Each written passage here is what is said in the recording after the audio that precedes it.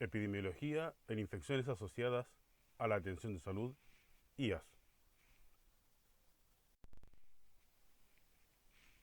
Los objetivos de la presentación son conocer la epidemiología de las infecciones asociadas a la atención de salud, IAS, y los factores de riesgo, identificar los componentes de la cadena de transmisión de las IAS, identificar las medidas eficaces de prevención y control de IAS. La definición de epidemiología la podemos entender como el estudio de la ocurrencia de enfermedades en grupos de personas. Es una ciencia porque a través del método científico describe o explica la frecuencia de un hecho, en este caso de una enfermedad. Es de tipo médica porque su objeto de estudio es la enfermedad y su terapia. En este hecho estudia la frecuencia, es decir, si la presentación de la enfermedad es rara o habitual. Estudia cuáles son los determinantes de este hecho. Estudia cuáles son los factores que determinan su frecuencia. ¿Quién? ¿Cuándo? ¿Cómo? ¿Y dónde? Podemos concluir que la epidemiología es la ciencia médica que describe la frecuencia de una enfermedad en la población y sus determinantes. Entendemos las infecciones asociadas a la atención en salud, IAS, antes conocida como infecciones nosocomiales o infecciones intrahospitalarias, como las infecciones que se adquieren durante la atención del paciente, ya sea por objetivos diagnósticos o terapéuticos. Es importante considerar que el paciente no es portador ni está incubando la infección al momento del ingreso al establecimiento, ya sea de atención cerrada o ambulatoria. Se incluye como IAS la infección posterior al alta según parámetros especificados. El concepto de epidemiología en IAS está centrado esencialmente en la epidemiología de las infecciones asociadas a la atención de salud. Por lo tanto, el hecho a estudiar o la enfermedad objetivo son las IAS y la población objetivo de estudio son todas las personas que están en interacción en un establecimiento de atención de salud, que incluye pacientes, funcionarios, visitas, con enfoque prioritario en los pacientes. Algunos datos de epidemiología en IAS.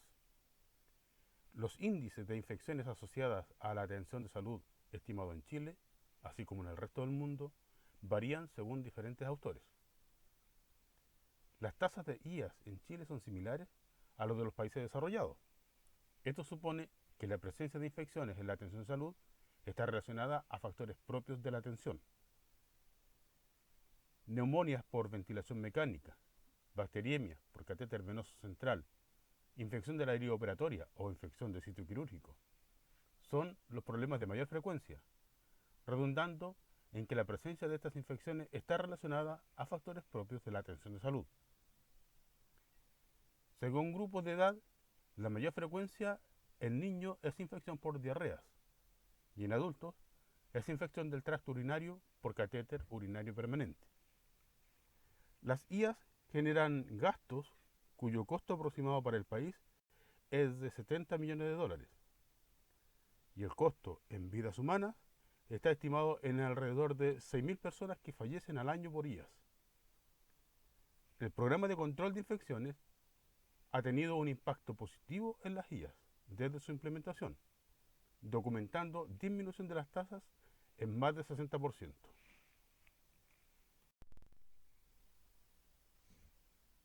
Diversas estimaciones indican la posibilidad de evitar las IAS en rangos que van desde el 30 al 70%, según cifras informadas en Chile al Ministerio de Salud. De acuerdo al origen de las IAS, pueden ser endógenas o exógenas. Una infección endógena es provocada por gérmenes propios del paciente, presentes en la flora permanente o transitoria. El agente infeccioso se encuentra colonizando el mismo huésped y una alteración en la relación entre el huésped y el agente conduce a la infección. Es un tipo de infección no prevenible. Escherichia coli se encuentra normalmente colonizando el tracto intestinal. Una alteración de la barrera mucosa puede provocar el pasaje de la bacteria al torrente sanguíneo y provocar una infección. Muchas infecciones por hongos son de tipo endógena. Un ejemplo característico es la infección debida a Candida albicans, que en presencia de estados de disminución de las defensas del huésped puede ser causa de infecciones de diferente severidad. Una infección exógena es provocada por gérmenes externos. El agente infeccioso es transportado desde una fuente externa hasta el huésped. Es un tipo de infección prevenible. Como ejemplo de infección exógena tenemos enfermedades de transmisión sexual, como la sífilis, la gonorrea, etc. También las enfermedades transmitidas por vía fecal-oral, como la hepatitis. La epidemiología en IAS pretende identificar infecciones recurrentes, pero que se mantienen controladas en índices habituales o infecciones endémicas.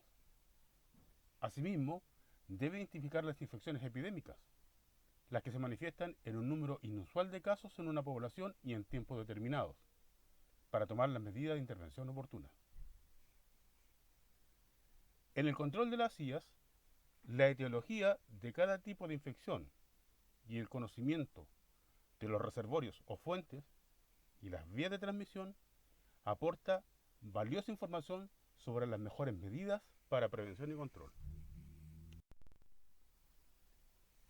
Tanto en el ambiente comunitario como hospitalario, convivimos con una gran cantidad de microorganismos. Los microorganismos se pueden agrupar en no patógenos, que no causan daño al ser humano, y patógenos, sí provocan daño o enfermedad. La transmisión del agente infeccioso comprende 6 componentes que conforman los eslabones de la cadena de transmisión de infecciones. Los componentes que conforman los eslabones de la cadena de transmisión son: 1. El agente infeccioso, que es el microorganismo que produce la infección. 2. La fuente o reservorio, que es el sitio donde permanece el microorganismo. 3. La puerta de salida, que es el punto anatómico por donde sale el microorganismo del reservorio. 4. La vía de transmisión, que es el mecanismo cómo se transporta el microorganismo. 5. La puerta de entrada, que es el punto anatómico por donde entra el microorganismo al huésped. Y 6. El huésped, que es el hospedero susceptible de contraer la infección. Para interrumpir la transmisión de microorganismos y evitar la ocurrencia de ellas, podemos intervenir o realizar acciones en cualquier punto de la cadena o en más de uno de ellos. El conocimiento de las etiologías de cada tipo de infecciones es de gran importancia. Conocer la historia natural de la enfermedad infecciosa y su ciclo en la cadena de transmisión, así como el conocimiento de los reservorios y fuentes y vías de transmisión, aporta valiosa información sobre las mejores medidas para prevenir las IAS. Se grafica la cadena de transmisión con todos sus componentes, ya que en el control de las infecciones asociadas a la atención de salud IAS, el conocimiento de las etiologías de cada tipo de infecciones es de gran importancia. Conocer la historia natural de la enfermedad infecciosa y su ciclo en la cadena de transmisión, así como el conocimiento de la fuente o reservorio, animado o inanimado, vías de transmisión y puertas de salida y de entrada, aporta valiosa información sobre las mejores medidas para prevenir y controlar las IAS en el huésped susceptible.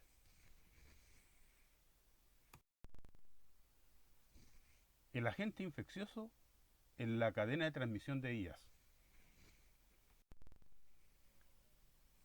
El agente infeccioso corresponde al germen o microorganismo que causa la infección.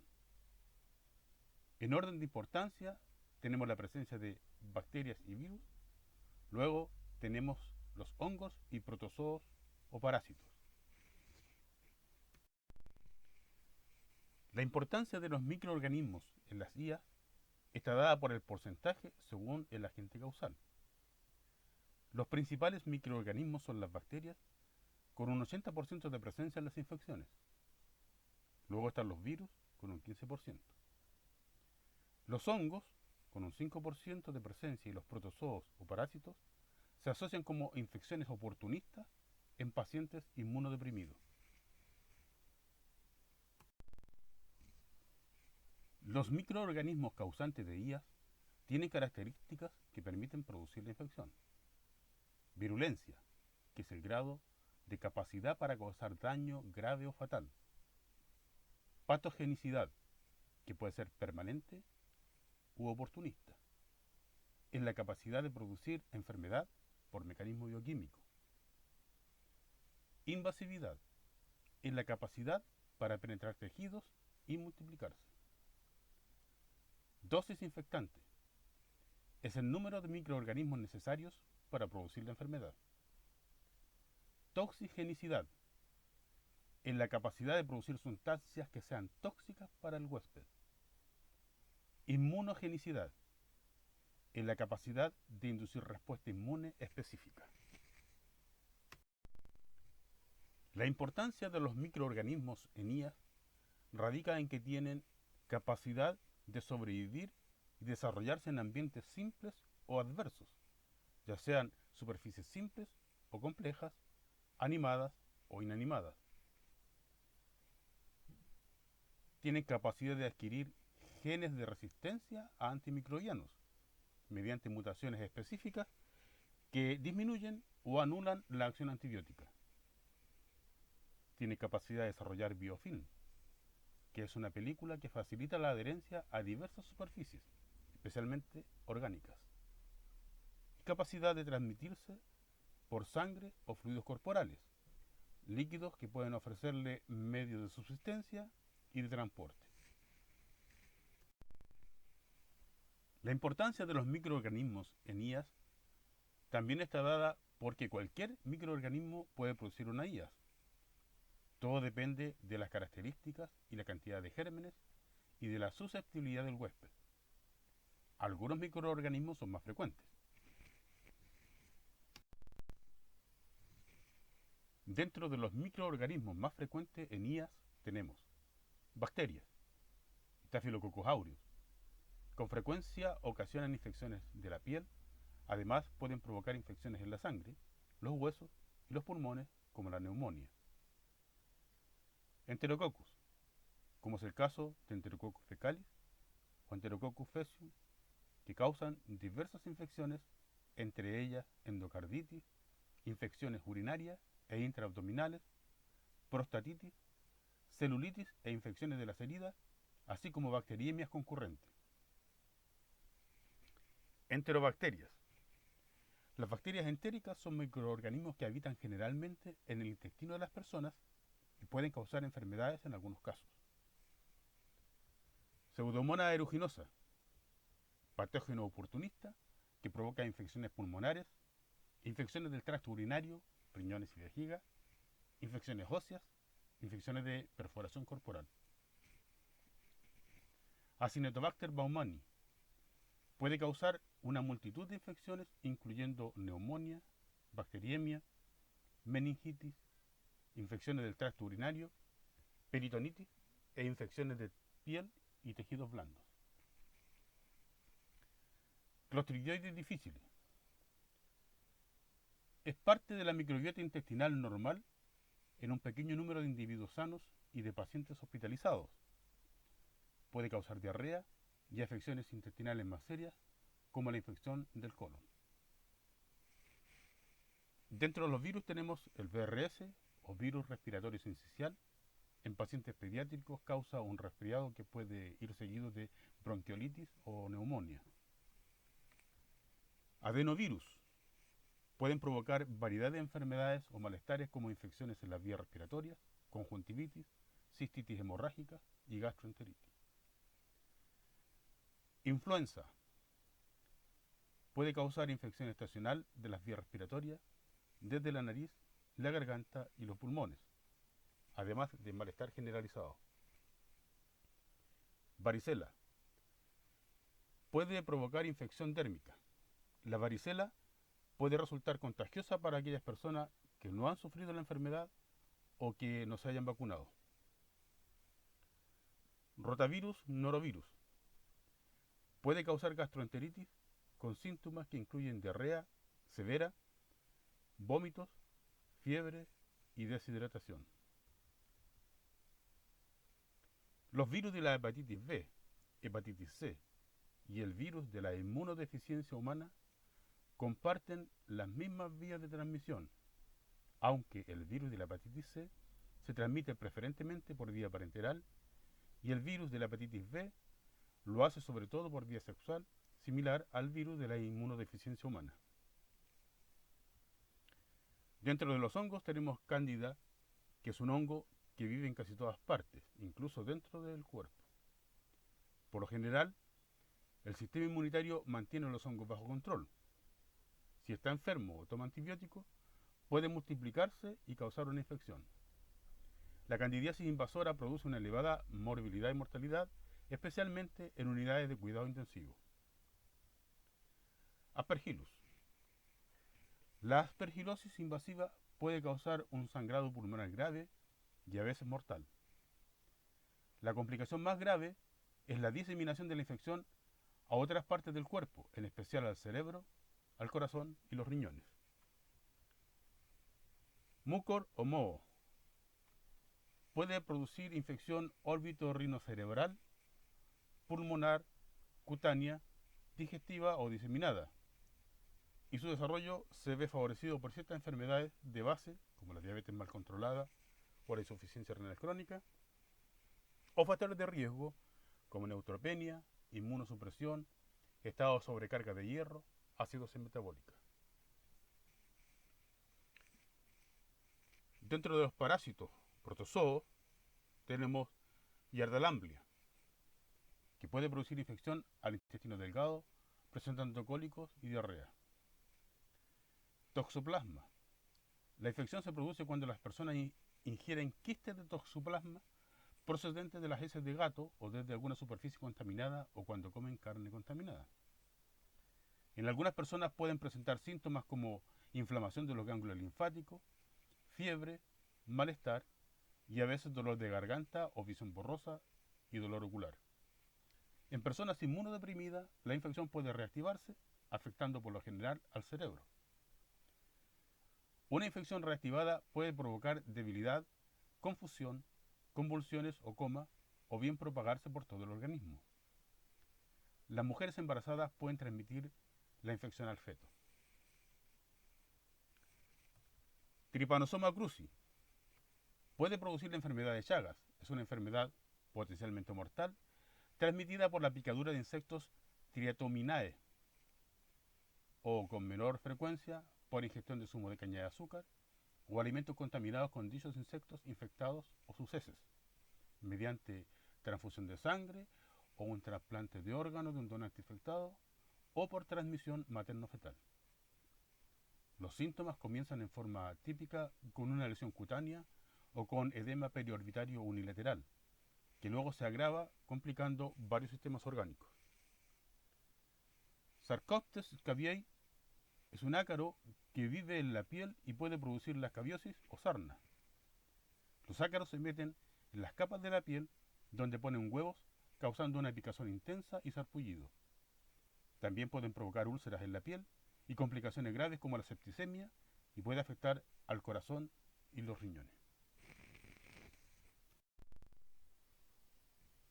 El daño que pueda ocasionar el agente causal de ellas depende de el tipo de lugar donde se presente, ya sea un hospital o un servicio dentro de un establecimiento, el impacto del uso de antibióticos y el grado de sensibilidad que tenga o la resistencia que haya desarrollado, las condiciones del paciente que puedan otorgarle inmunidad o susceptibilidad, el sitio anatómico donde se presenta la infección o que puede ser puerta de entrada,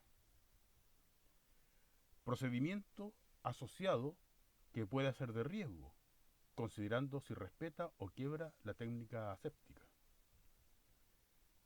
Por todos estos factores, es necesario estudiar y conocer la epidemiología local para poder planificar las intervenciones de prevención y control de manera pertinente a ese establecimiento o servicio. Es así como podemos conocer los microorganismos más frecuentes según la localización de la infección. En la infección de sitio quirúrgico tenemos la presencia de Staphylococcus aureus, Staphylococcus coagulasa negativo, Escherichia coli, Enterococcus fecalis. En neumonía tenemos presencia de Acinetobacter baumannii, Staphylococcus aureus, Pseudomonas aeruginosa y Klebsiella pneumoniae. En infección de tracto urinario tenemos la presencia de Klebsiella pneumoniae, Escherichia coli, Pseudomonas aeruginosa. En bacteriemia relacionada a catéter venoso central tenemos la presencia de Staphylococcus aureus, Staphylococcus epidermidis, Staphylococcus coagulasa negativa y Klebsiella pneumoniae.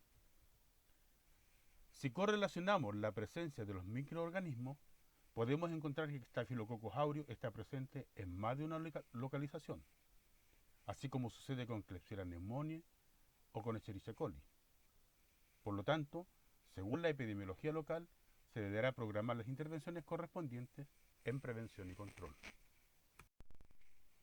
El reservorio o fuente en la cadena de transmisión de IAS. El reservorio corresponde a la fuente de origen de las infecciones. Es el lugar donde los microorganismos viven y se reproducen. El reservorio puede ser animado cuando está en seres vivos o puede ser inanimado cuando está en materiales inertes. Puede ser específico cuando está relacionado a un hospedero determinado o puede ser inespecífico cuando está relacionado a distintos hospederos. Para efectos de las IAS, los principales reservorios de tipo animado son los pacientes con infecciones o colonizados con los agentes. De menor importancia son los reservorios ambientales de tipo inanimado, como los equipos, medicamentos, alimentos y agua. Reservorios o fuentes ambientales comunes en centros de salud.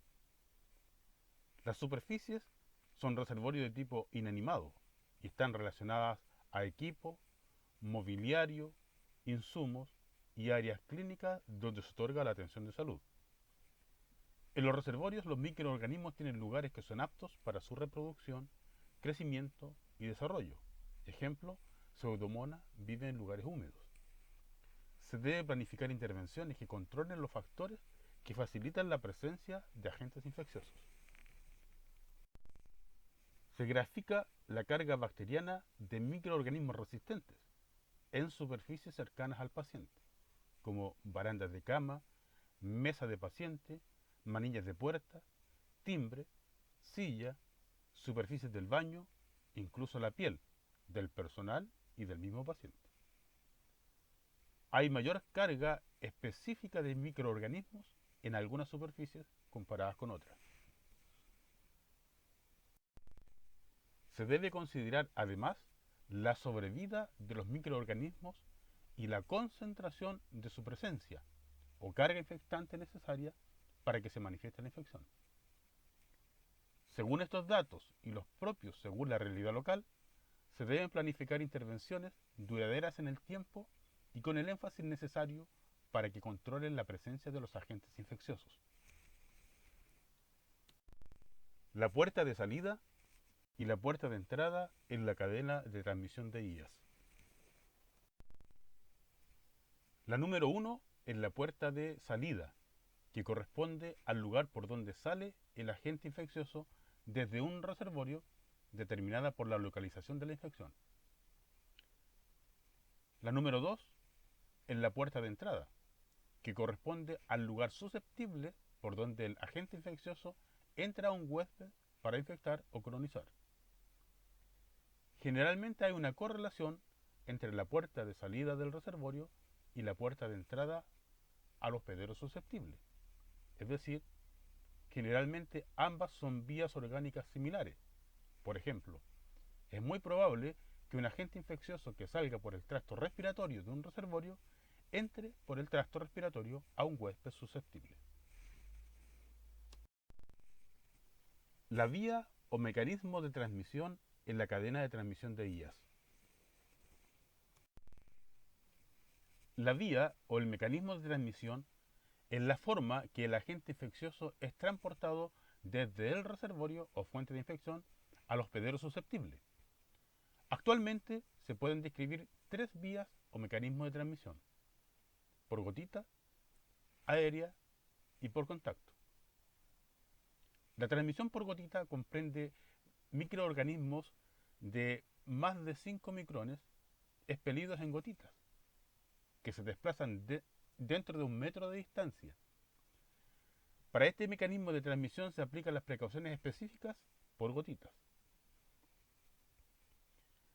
La transmisión aérea comprende microorganismos suspendidos en el aire en núcleos de gotitas de menos de 5 micras. Se desplazan a grandes distancias por el aire. Para este mecanismo de transmisión se aplican las precauciones específicas respiratorias o aéreas. La transmisión por contacto comprende microorganismos que están sobre superficies contaminadas, infectadas o colonizadas. Puede ser por contacto directo, cuando la superficie corporal contaminada entra en contacto con la superficie del huésped susceptible, ya sea piel o mucosa. O puede ser por contacto indirecto, cuando el microorganismo se transfiere cuando el huésped entra en contacto con un objeto inanimado contaminado.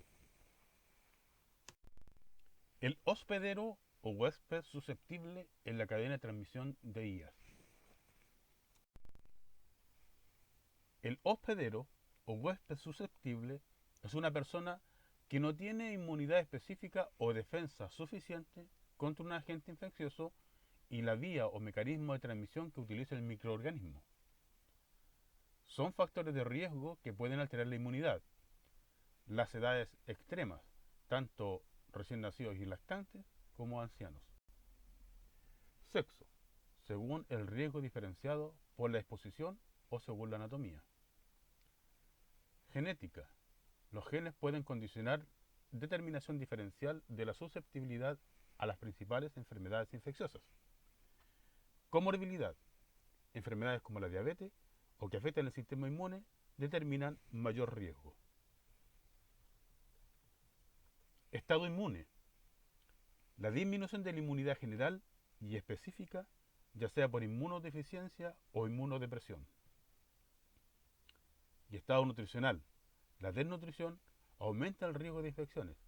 Asimismo, la infección aumenta el consumo de energía y nutrientes.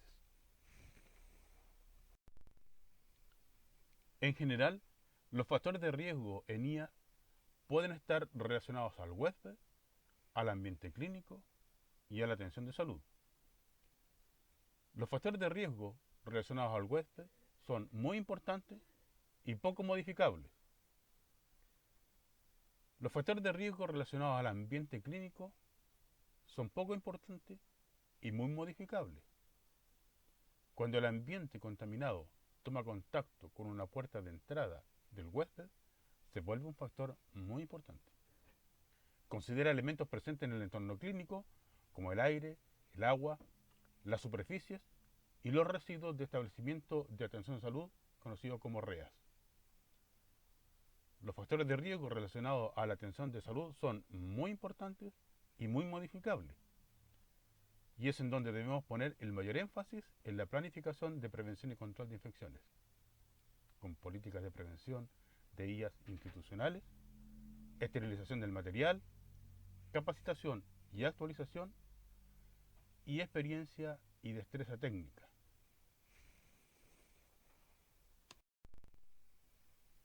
La cadena de transmisión de la infección se representa en forma lineal con fines didácticos, pero no debe comprenderse como tal.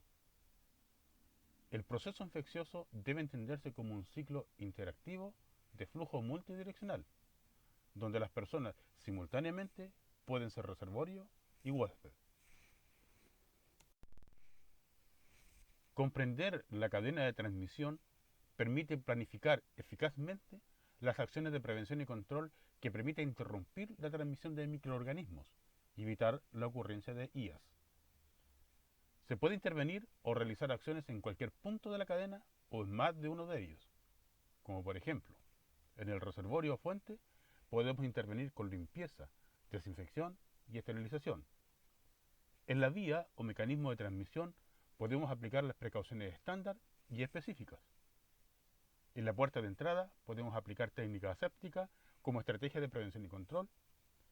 Y en el huésped u hospedero susceptible podemos aplicar profilaxis general y específica.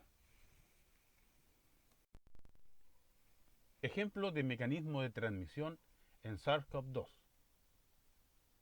El reservorio es la persona contagiada con SARS-CoV-2 o enferma de COVID-19. Al toser o estornudar, elimina el agente infeccioso al entorno. La puerta de salida es el tracto respiratorio. Se producen secreciones que contienen el virus SARS-CoV-2. El mecanismo de transmisión es por gotitas, que se trasladan en el aire a menos de 1 metro. También el mecanismo de transmisión puede ser por contacto, al tocar manos o superficies que contengan el virus. La puerta de entrada son la nariz, la boca y la mucosa conjuntival de la otra persona susceptible. El huésped susceptible adquiere la infección por SARS-CoV-2 que podría desarrollar la enfermedad COVID-19. El cumplimiento con las normas de buenas prácticas en la atención de los pacientes para el control de IA es una función de todo el personal de salud. La capacitación en las prácticas apropiadas y su aplicación permitirá evitar la manifestación y propagación de infecciones. La bibliografía consultada. Puntos clave en la presentación. Para interrumpir la transmisión de microorganismos y evitar la ocurrencia de IAS, podemos intervenir o realizar acciones en cualquier punto de la cadena o en más de uno de ellos.